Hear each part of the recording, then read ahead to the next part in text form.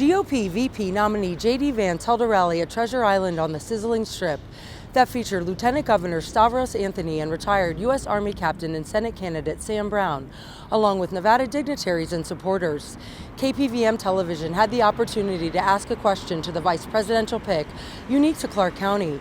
Let's hear what J.D. had to say. On behalf of KPVM television, thank you so much for this question.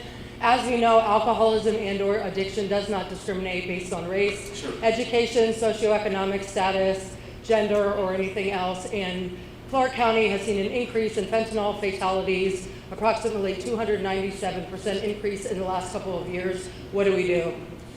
Very good question, ma'am. And look, it is a big issue, not just in Clark County, not just in Nevada, but all over the United States of America. And the first and most important thing that we've got to do is close down the border and stop this poison from coming into our country in the first place. I speak about this issue with a lot of personal experience because, my mom, for so much of my childhood, struggled with addiction in some form or another. It's why my grandmother raised me. Well, I'm standing here, by the grace of God. My mom has been clean and sober for almost 10 years. And that is but I can't help but wonder, because I've certainly sat by mom's bedside after a bad overdose, wondering whether she would wake up and praying to God that she did.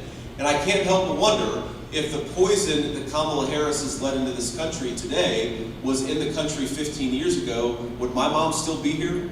And would she have gotten the incredible opportunity to be a great grandmother to our three kids? I think the answer is no.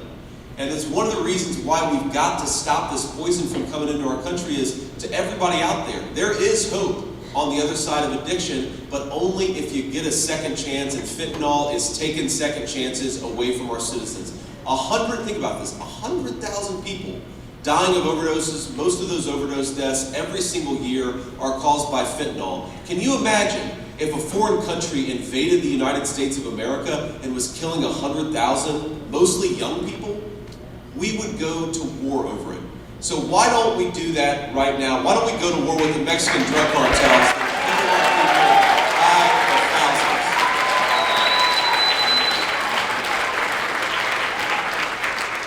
But ma'am, to your point, obviously the immigration part I think is the biggest part of it because that's where so much of the fentanyl comes in. We've also got to help people get into recovery and stay in recovery, and that's an important thing. We have got to give people the opportunity to keep on trying to get better because I really believe, as a person who's made a lot of mistakes in my life, and I think most of us have, the American dream is not just a dream for people who did everything right all the time. The American dream is a dream of second chances, of fighting and trying again and again and again. Team Trump and Vance have back-to-back rallies in our city this week.